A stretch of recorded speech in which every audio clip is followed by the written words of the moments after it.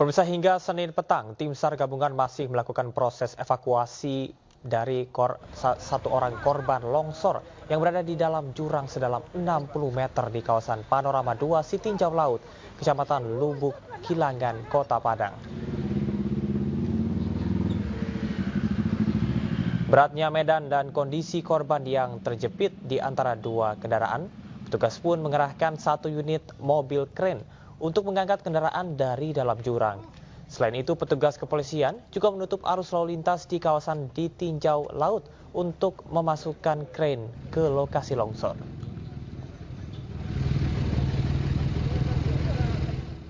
Bahwa sekarang lagi proses evakuasi korban, masih ada satu orang yang posisi sekarang tertimpa oleh mobil yang lain. Dia di dalam mobil ditimpa oleh mobil yang lain. Kita lagi upaya untuk mengangkat dengan kren mobil ini untuk menyelamatkan, mengevakuasi korban.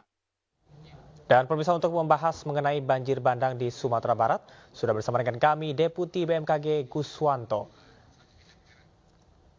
Ya, selamat malam Pak Guswanto, apa kabar? Selamat malam Bung Jamal, alhamdulillah sehat. Ya, baik Pak Guswanto, ini kalau kita melihat tadi ada sejumlah bencana alam yang terjadi utamanya di Sumatera Barat. Modifikasi cuaca ini diminta oleh pihak BMKG. Sebetulnya seperti apa kondisi perakiraan cuaca yang akan terjadi selama sepekan ini? Baik Bung Jamar, jadi berdasarkan pengolahan data dan analisis yang dilakukan oleh BMKG, perakiraan hujan dengan intensitas sedang hingga lebat itu masih berpotensi terjadi di wilayah Sumatera Barat untuk periode tanggal 13 sampai 22 Mei.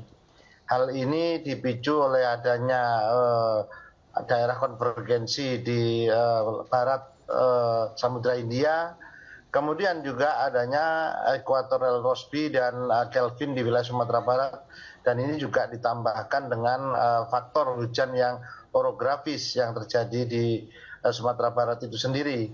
Misalkan kita lihat berdasarkan tipe hujan atau pola hujan, bahwa di Sumatera Barat itu dibelah oleh pegunungan Bukit Barisan, di mana yang di sebelah barat itu cukup hujannya paling rendah di setiap bulan itu 200-an lebih milimeter per bulan, dan ini tidak mengenal musim kemarau, artinya selalu musim hujan di sebelah barat.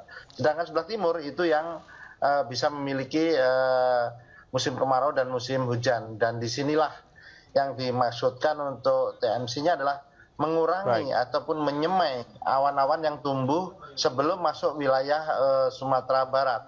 Barangkali nanti akan disemai di Samudra Hindia untuk jatuh di sana, ataupun disemai di daerah-daerah yang danau, sehingga jangan sampai disemai ataupun tumbuh dengan sendirinya jatuh sebagai hujan di wilayah-wilayah yang sedang terjadi bencana. Kira-kira itu yang dimaksud untuk TMC yang dilakukan, untuk mengurangi potensi dampak daripada cuaca ekstrimnya yang kita turunkan. Baik, artinya memang kalau kita lihat untuk Indonesia bagian barat ini masih sangat riskan sekali terjadinya cuaca ekstrim dan juga hujan lebat. Lantas berbagai penyebab adanya cuaca ekstrim, salah satunya adalah mengenai anomali angin. Itu seperti apa, Pak Guswanto? Jadi begini, sebenarnya anomali itu tidak anomali, karena angin pada saat ini adalah angin timuran, di mana pas kebetulan sudah sejak tanggal 8 ataupun 6 yang lalu ya, kita BMKG mengidentifikasi adanya perlambatan dan adanya titik konvergensi di sebelah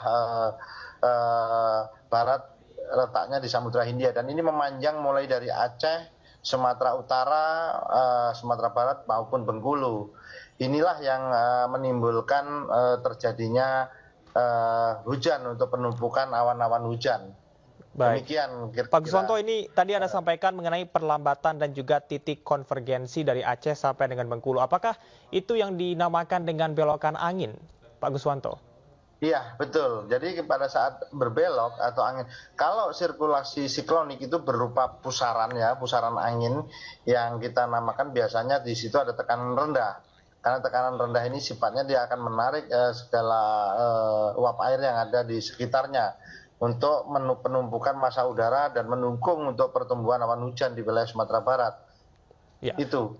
Ya, ini berbagai penyebab yang kalau kita bisa saksikan begitu ya, dari penyebab lahar dingin selain dari erupsi Gunung Merapi, kemudian juga cuaca hujan lebat dan getaran sesar aktif begitu. Itu seperti apa Pak Guswanto? Sebenarnya yang dimaksud di sini dari kawan-kawan geofisika itu menyampaikan bahwa memang di Sumatera Barat ini masih terjadi gempa-gempa kecil ya. Itu kalau tidak salah disampaikan ada sekitar 35 kejadian dengan gempa dengan kekuatan antara di bawah kurang dari 3 ya. Nah, ataupun di bawah dari 2. Inilah yang mencoba diramu bahwa itu menyebab untuk reruntuhannya, karena sebenarnya kalau kita melihat tidak satu faktor saja, ini cukup kompleks karena ada 3 kejadian, satu banjir bandang, satu banjir, satunya banjir lahar hujan, dan satu lagi adalah longsor. Barangkali yang longsor itu yang dimaksudkan Bung Camar tentang dampak daripada gempa kecil-kecil. Tapi kalau yang lahar hujan itu karena memang sisa-sisa erupsi dari Gunung Merapi itu masih tersisa di sana, dan adanya hujan lebat yang pada tanggal 11 yang lalu itu terjadi curah hujan sekitar 134 di milimeter per hari di Sungai Seitabah ya, Seitarap, dan kemudian di BIM sendiri Bandara Minangkabau itu sekitar 138,5 mm. Inilah curah hujan yang sedang sampai sangat lebat ini yang menyebabkan memicu untuk terjadinya bencana di 3 daerah tersebut. Baik, Pak Guswanto, ini kalau melihat jumlah dari korban ada setidaknya sampai dengan saat ini ada 46 korban. Apakah ini dikarenakan tidak adanya informasi begitu yang didapat oleh masyarakat mengenai kerusakan lingkungan ataupun juga kerusakan hutan sehingga menyebabkan peristiwa ini terjadi, Pak? Baik. Sebenarnya kalau kita lihat faktor yang menjadi penyebab terjadinya jatuhnya korban itu sebenarnya adalah bagaimana kesiapsiagaan daripada masyarakat ataupun kita. Terus bagaimana sistem peringatan dini itu bekerja. Nah, faktor-faktor inilah yang barangkali perlu dilihat kembali, dan demikian juga dilihat bagaimana tingkat kedalaman atau keparahan daripada bencana itu sendiri. Kalau kita melihat bahwa BMKG kemarin sudah memberikan informasi peringatan dini sejak tanggal 6 sebenarnya di Sumatera Barat, dan diikuti tanggal 7, tanggal 8 sampai tanggal 9. Dan hari ini pun kami juga masih memberikan peringatan dini itu sebagai lanjutan untuk evakuasi. Sedangkan dari pihak masyarakat kita juga sudah melihat bahwa BPBD maupun pemerintah daerah dan berbagai pihak sudah cukup sigap melakukan tindakan untuk tindak lanjut sebagai respon daripada peringatan ini. Ya. Nah, barangkali kita perlu meningkatkan kembali kewaspadaan ini. Jadi kesiapsiagaan masyarakat itu bagaimana kalau didadak oleh adanya bencana. Ini barangkali yang perlu kita melihat, dan kemudian kita juga melihat bagaimana pula kita juga memberikan regulasi mengatur bahwa di bantaran sungai di sekitar ini ataupun daerah-daerah yang berlereng bertebing itu barangkali harus dibersihkan dari penghunian ataupun dari masyarakat, dan ini juga sudah dilakukan oleh Pemprov Sumatera Barat. Baik, Pak Guswanto, artinya memang perlu sekali adanya mitigasi bencana yang betul-betul bisa dipahami masyarakat sehingga tidak berjatuhan korban jiwa, dan sekali lagi perlu kewaspadaan. Betul, begitu ya Pak Guswanto. Betul sekali. Ya, baik, terima kasih Pak Guswanto selaku Deputi BMKG. Kita harapkan bahwa tidak ada korban jiwa dan banjir yang ada di Sumatera Barat ini segera surut. Ya, selamat malam dan selamat beraktivitas kembali, Pak.